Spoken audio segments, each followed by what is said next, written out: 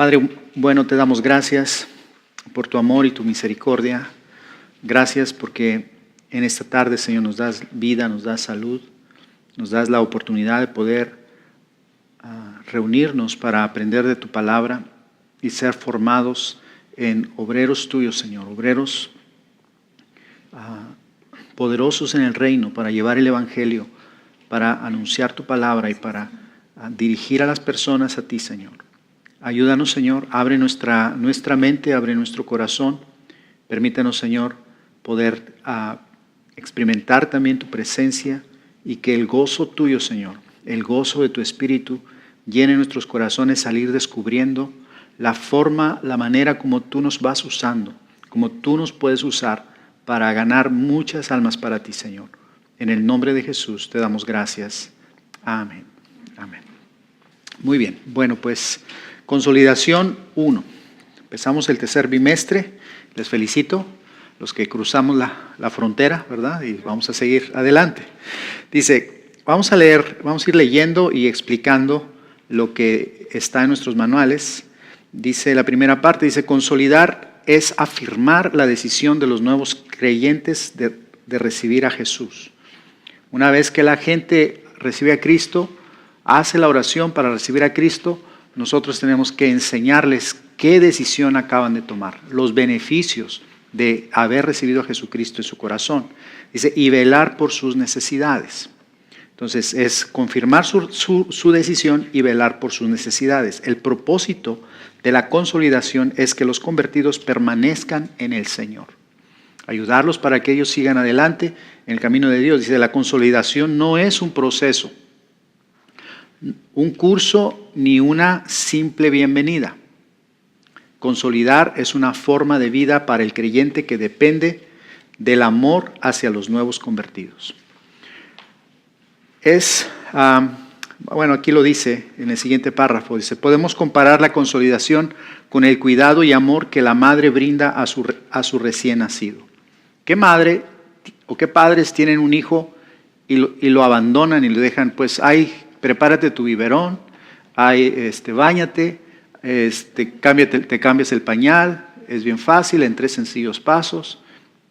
No, porque sabemos que el bebé, necesita la atención total y completa de sus padres. De la misma manera, los recién nacidos en Cristo necesitan ese cuidado. La persona, el creyente que está comprometido con la visión, entiende eso y tiene ese amor y esa compasión por el nuevo para que él crezca, para que sea cuidado y sus necesidades sean suplidas, sus necesidades espirituales. Dice, de igual forma, consolidar consiste en recibir a aquellos que han nacido de nuevo, atendiendo a sus necesidades hasta que desarrollen su nueva vida, brindándoles una atmósfera cálida de amor, aceptación y cuidado. Una de las atmósferas que nosotros debemos cultivar en la iglesia es esa atmósfera de amor, una atmósfera de aceptación, una atmósfera de bienvenida, que la gente se sienta bienvenida. Pero tenemos también que desarrollar una atmósfera de cuidado. Tenemos que cuidar a la gente nueva.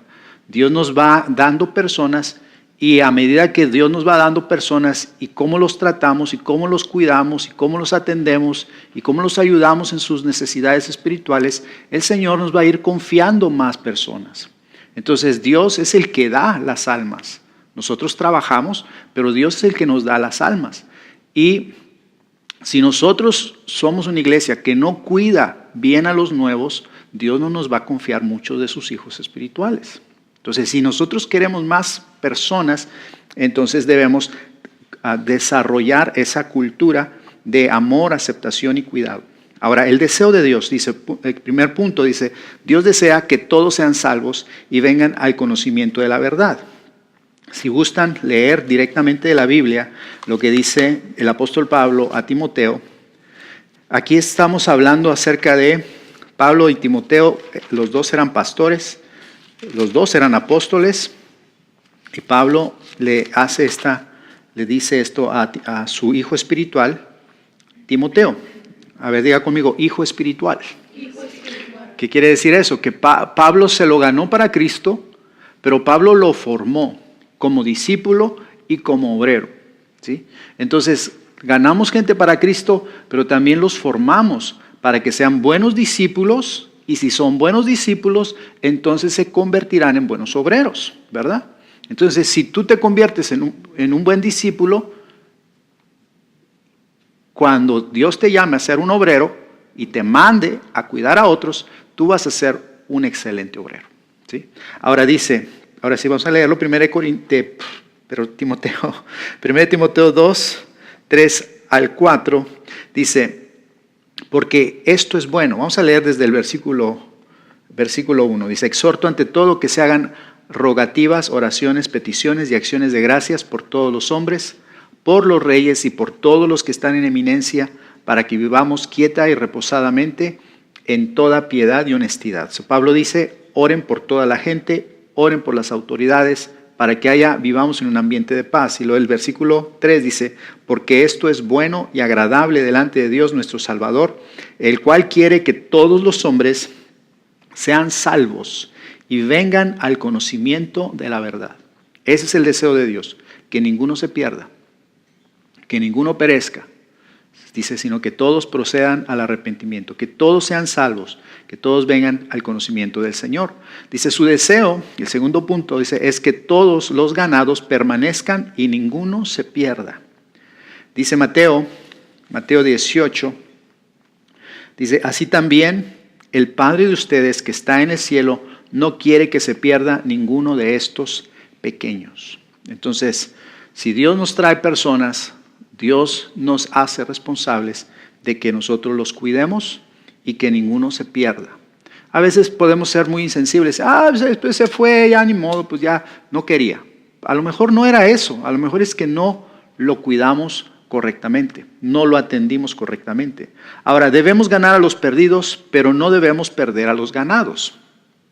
Se dice que en las iglesias a veces la puerta de enfrente es tan grande como la puerta de atrás. O sea, la puerta delantera es tan grande como la puerta trasera. Así como entran, así salen. Entran unos, están un tiempo, pero mientras van entrando unos, otros van saliendo. Y así, y es como un ciclo, como una enfermedad en las iglesias. Entonces, sí, que venga la gente, pero que también se quede. O sea, inevitablemente habrá unos que otros que se vayan, ¿verdad? Por decisión personal, pero que no sea por falta de nuestra atención, por falta de amor o por falta de cuidado. Ahora dice, primer punto, dice, Dios tiene cuidado de cada uno que se convierte. Él anota en qué lugar nace el nuevo y lo inscribe. Es como cuando tú te conviertes a Cristo, te conviertes en una iglesia o en una casa espiritual. Muchas de las personas de esta iglesia se han convertido, han conocido al Señor aquí, ¿sí? Y es como que Dios los registra y dice, tú naciste en tiempo nuevo, tú perteneces a esta casa, esta es tu familia, ¿sí?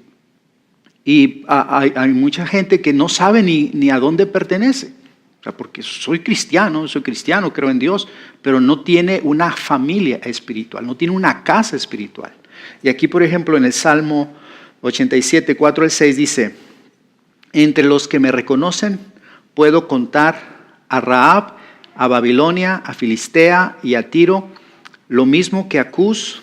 Se dice, este nació en Sión, de Sión se dirá en efecto, este y aquel nacieron en ella, el Altísimo mismo la ha establecido.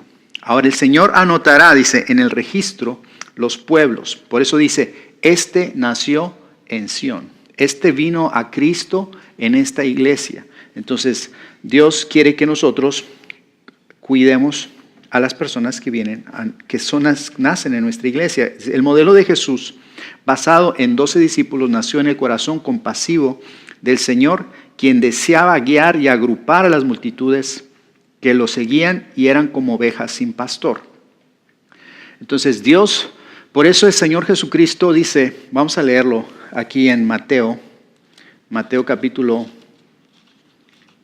9, ¿verdad?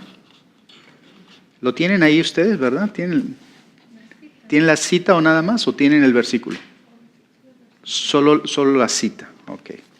Bueno, Mateo capítulo 9, versículo 35 dice, recorría Jesús todas las ciudades y aldeas, enseñando en las sinagogas de ellos y predicando el evangelio del reino y sanando toda enfermedad y toda dolencia en el pueblo. Ok, una pregunta. ¿Era efectivo el ministerio de Jesús?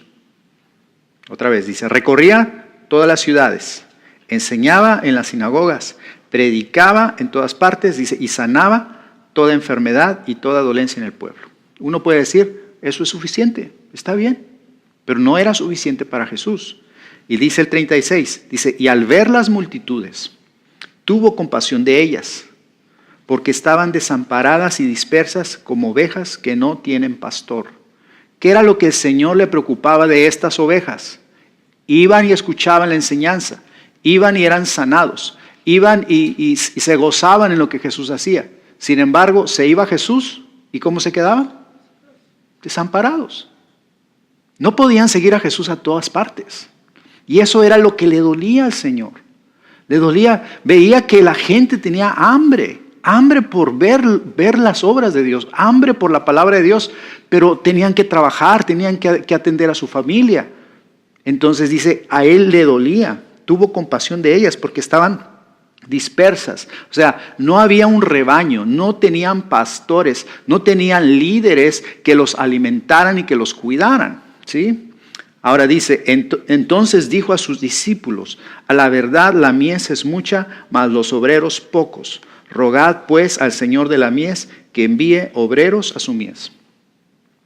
Entonces el Señor dice, hay grande necesidad, hay muchas almas, hay multitudes que quieren oír la palabra de Dios, pero no hay obreros suficientes para atender a sus necesidades, para cuidar de ellos, para alimentarlos, para darles la palabra que ellos necesitan. Entonces, por eso dice, rogad, oren al Señor de la mies que envíe obreros a su mies. Y luego en el capítulo 10, versículo 1 dice, entonces llamando a sus 12 discípulos les dio autoridad sobre los espíritus inmundos para que los echasen fuera y para sanar toda enfermedad y toda dolencia.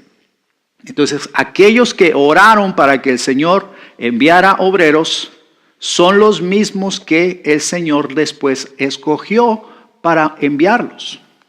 Entonces, si tú estás orando, Señor, manda obreros, Señor, hay necesidad, Señor, nuestra iglesia necesita esto, lo más probable es que Dios te quiera usar a ti. Si tú estás orando por obreros, el Señor te está checando la lista. Aquí hay uno que tiene esa misma compasión, ¿sí? Esa misma compasión por las almas, por atenderlas, por cuidarlas, ¿sí? Dice, cada convertido es un hijo de Dios, es un hijo que Dios confía en nuestras manos para que lo cuidemos. Jesús dijo que no echaba fuera a todo aquel que el Padre le daba, pues era la voluntad del Padre que ninguno se perdiera, sino que todos alcanzaran la resurrección de los muertos. Y vamos a leer ahí mismo en esa cita, en Juan capítulo 6, Juan 6 del 35 al 40. Juan 6. ¿Perdón? Es Juan. Juan 6 del 35 al 40. Dice, Jesús dijo, yo soy el pan de vida. El que a mí viene nunca tendrá hambre, y el que en mí cree no tendrá sed jamás. Mas os he dicho que aunque me habéis visto no creéis, y todo lo que el Padre me da vendrá a mí, y al que a mí viene, dice, no le echo fuera. Pero, dice, porque he descendido del cielo, no para hacer mi voluntad, sino la voluntad del que me envió. Y esta es la voluntad del Padre, el que me envió, que de todo lo que me diere, no pierda yo nada, sino que lo resucite en el día postrero. El 40 dice, y esta es la voluntad del que me ha enviado, que todo aquel que ve al Hijo y cree en Él tenga vida eterna, y yo le resucitaré en el día postrero. Entonces dice el Señor, yo no quiero que nadie se pierda. No quiero que nadie se pierda, sino que todos los que crean en mí tengan vida eterna, reciban vida eterna. Entonces, cada iglesia, Dios envía a las iglesias, a los grupos de amistad, envía las almas que Dios quiere que tú cuides. ¿Sí? Cuando llega una persona nueva a tu grupo, entiende que es Dios quien la está enviando. Tú lo estás invitando, le estás hablando de Cristo, pero Dios lo está enviando a tu casa, a tu iglesia, para que cuides de Él, para que lo atiendas. Dice, si nuestro anhelo es cumplir la voluntad de Dios, consolidaremos a cada nuevo creyente que el Señor nos envíe. ¿Ok? A ver, piensa en esos nuevos creyentes, piensa en esas personas que están oyendo el Evangelio, que tienen interés por la palabra de Dios y piensa que Dios te quiere usar para cuidar de ellos. ¿Sí? Ahora, podemos nosotros decir, ese es el trabajo del pastor, ¿verdad? Es el trabajo del pastor. Sí, eso es también nuestro trabajo. Pero cuando todos recibimos, por eso dice Jesús, la mies es mucha, pero los obreros son pocos. Necesitamos más obreros, más personas que trabajen junto con nosotros en consolidar a los nuevos. Ahora dice aquí, el siguiente punto dice, Jesús consolidó. Dice, Jesús fue un gran consolidador. Cuidó personalmente a quienes ganó y veló porque su fe se afirmara. ¿Cómo se dice? En Juan capítulo 17, el Señor dice, de los que me diste, está orando al Padre, dice, de los que me diste, ninguno se perdió, solamente el hijo de perdición, en este caso era Judas. Entonces el Señor cuidó a sus discípulos. Y aquí vemos algunos ejemplos. Dice, a Pedro y Andrés Jesús los llamó a seguirlo y luego vemos en casa de ellos sanando a la suegra de Pedro. Se los llama y se une a ellos. O sea, se va con ellos a su casa y empieza el trabajo de la consolidación de sus primeros discípulos. Dice, a Felipe incluso logró que éste invitara a un amigo suyo, a Natanael. Mateo, dice, cenó con él esa misma noche en su casa y hasta compartió con sus amigos. Zaqueo, dice, posó en casa de él y lo llevó al arrepentimiento y cambio genuino. Entonces vemos cómo Jesús no solamente era una persona de púlpito, no era un profesional, no era un orador profesional, una persona que daba discursos o prédicas, sino que era una persona que vivía con la gente, vivía con las personas, vivía con sus discípulos, comía con ellos, dormía con ellos, los visitaba, tenía una vida de comunidad junto con ellos. ¿Sí? Jesús nunca pintó su raya, dijo, yo soy el Señor, yo soy el Salvador, yo soy aquí el pastor, yo soy aquí el maestro, no cruce la raya porque estoy trabajando. No, sino que Él se metió para vivir con ellos y consolidarlos. Aquí vemos otro ejemplo, la samaritana, dice, a quien evangelizó pidiéndole un vaso de agua para luego quedarse en aquel poblado compartiendo con muchos más. Entonces Jesús, en este caso, estuvo como 4 o 5 días con esta gente para que pudieran conocer del Señor y consolidando a los que habían creído. Dice, el ciego sanado, quien fue expulsado de la sinagoga, Jesús lo buscó y lo halló, luego que se enteró de que lo persiguieron por causa de la sanidad y se le reveló como el Hijo de Dios. ¿Sí? Dice el siguiente punto, dice, después de hacer ciertos milagros, pidió un cuidado especial para aquel que había recibido el milagro. Por ejemplo, a la hija de Jairo, a quien pidió que le dieran de comer. Y el endemoniado gadareno, a quien pidió que lo vistieran y les dio instrucciones para que fuera a su casa. Entonces, y el último dice, Jesús contó 2 historias que reflejan el amor del consolidador. La primera historia es la historia del buen samaritano. ¿Sí? Esa historia nos habla acerca de un hombre que toma al hombre que está herido, lastimado, lo sube a su cabalgadura, lo lleva a un hotel, lo cura sus heridas, deja dinero para que lo puedan atender, le puedan dar de comer y atención médica. Eso es lo que hace un consolidador, se encarga de sus necesidades espirituales y también materiales. Y la otra es la del hijo pródigo. El hijo pródigo, por ejemplo, en este caso, el padre es el que lo consolida al darle la bienvenida al hacer una fiesta, al hacer una celebración, al darle un nuevo vestido, al darle un nuevo calzado, el padre celebra el regreso de su hijo que se había perdido. ¿Okay? Ahora, veamos otro ejemplo aquí. Dice, los discípulos consolidan.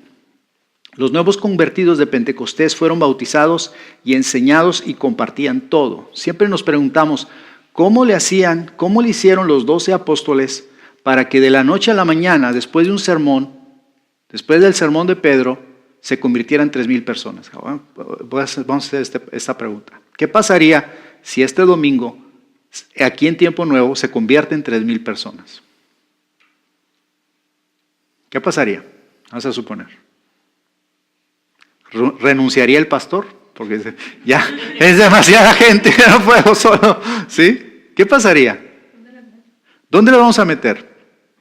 ¿Sabe lo que hicieron ellos? Ellos, como eran 12 y tenían sus discípulos, los discípulos empezaron a hacer el trabajo de la consolidación en los grupos de amistad, en las casas. ¿Sí? No había un lugar para retener a 3,000 personas a la vez. Entonces, en las casas era que ellos eran alimentados, eran enseñados por medio de la enseñanza de los apóstoles. ¿Sí? Entonces, vemos otro ejemplo. Dice, Pablo, después de la aparición del Señor en el camino a Damasco, fue consolidado por un cristiano llamado Ananías. Es interesante, lo veíamos ayer en uno de los grupos. Ananías no era apóstol, no era pastor, no era profeta, era un discípulo. Era un hermano de la iglesia. Un hermano que el Señor lo llamó y le dijo, ve y consolida a Saulo. Ve, ora por él, ve, confirma su salvación, ve, ministrale su sanidad y ve y ora para que sea lleno del Espíritu Santo y bautízalo. Así todo de jalón en un 2x3. ¿Sí? Y no se vuelve a mencionar más de Ananías. Pero queda registrado su nombre y queda este nombre para la historia, para que veamos lo que los discípulos podemos hacer. ¿Cómo sabes si a lo mejor ese nuevo convertido que el Señor te trae para que tú lo cuides en sus primeros pasos no se convertirá en un gran hombre de Dios? En una gran mujer de Dios. ¿Sí? Y que luego tú tengas el honor de decir, yo lo consolidé. ¿Sí? Hace unas semanas falleció Billy Graham. Billy Graham es el evangelista que Dios ha usado en la historia para ganar más almas para Cristo en toda la historia. Se piensa, se dice, ¿sí? A través de millones de personas que oyeron la palabra de Dios por medio de su ministerio. Pero él contaba que cuando él se convirtió, él iba con un amigo lo invitó a la iglesia. Y en esa iglesia había un evento especial, había como una cruzada, como una campaña, un evento así evangelístico. Y dice que cuando ellos llegaron y se asomaron, vieron que la iglesia estaba llena, estaba llena y no había lugares. Entonces ellos se pararon en la puerta y voltearon a buscar algún asiento y no encontraron ningún asiento. Pero un ujier de los que están en la puerta, de los que están en la entrada, se dio cuenta de que estos muchachos ya se iban porque no habían encontrado lugar. Entonces él corre y los detiene, dice, espérense, ahorita les consigo una silla. Y los regresó, estuvieron ahí en la puerta, él fue y consiguió no sé de dónde una silla, los trae y los sienta, y esa noche Billy Graham recibió a Cristo en su corazón. Tú dices, grande Billy Graham, grande también el hermanito que fue y se preocupó para que estos jóvenes no se fueran de regreso a su casa. Qué maravilloso es el Señor, ¿verdad? Por eso todos servimos, todos somos útiles en el reino de Dios y todos podemos hacer la obra de la consolidación. Luego veamos el siguiente punto. Dice, Pablo confirmó los ánimos de las iglesias en las ciudades donde anunció el evangelio. Por ejemplo, en el primer viaje misionero, el apóstol Pablo visitó ciertas ciudades, Derbe, Listra, Antioquía y Salamina, diferentes ciudades. Pasó un tiempo y entonces le dice a Bernabé, vayamos a confirmar la fe de los hermanos. ¿Qué significaba eso? Vayamos a consolidarlos, vayamos a afirmarlos en la fe nuevamente, ¿sí? Entonces, eso era una práctica de los apóstoles. Pablo y Silas consolidaron al carcelero de Filipos, quien fue salvo con toda su casa. Pablo, esa noche, cuando las cadenas se rompieron ahí en Filipos, donde se abrieron las cárceles, y este hombre, el carcelero, se entregó a Cristo ahí, en la cárcel, luego los lleva a su casa, y ahí el apóstol Pablo los consolida, le predica el evangelio a su familia, y esa misma madrugada toda su familia se convirtió a Cristo y se bautizaron. Qué precioso, ¿verdad? Ahora, vamos a ver el último punto, dice permanecer en Él, permanecer en Él. Jesús dijo en Juan 15:4, permaneced en mí y yo en vosotros. Dice, el que permanece en mí y yo en él, lleva mucho fruto. Entonces necesitamos permanecer en Cristo y ayudar a la gente a permanecer en el Señor. Dice, separados de Él, nada podemos hacer. Y aquel que no permanece junto al Señor, será echado fuera, será echado en el fuego y se secará. Dice, el siguiente párrafo, dice, a quienes permanecemos en el Señor se nos prometen grandes bendiciones. Cristo estará con nosotros. Dice, llevaremos fruto. Nuestras oraciones serán respondidas por el Padre y permaneceremos en una constante relación de amor con Dios. Aquellos que no permanecen en Cristo, les espera un futuro horrendo. No darán fruto, no podrán hacer nada, serán cortados, secados, quemados y arderán. Entonces, nosotros estamos en la tarea de ayudar a los nuevos a que permanezcan en Dios, que permanezcan en el Señor, ¿sí? Dice, esto debe ser motivo suficiente para hacer lo posible para lograr que los nuevos creyentes permanezcan en el Señor. Si entendemos que si ellos no permanecen en el Señor, sus vidas se perderán, ¿sí? Serán desconectados del Señor. Eso es motivo suficiente para que nosotros les ayudemos. Dice, debemos cuidar a quienes Dios nos confió. Debemos ser hallados fieles, cuidando las ovejas de nuestro Señor, dándoles el alimento a su tiempo. Amén.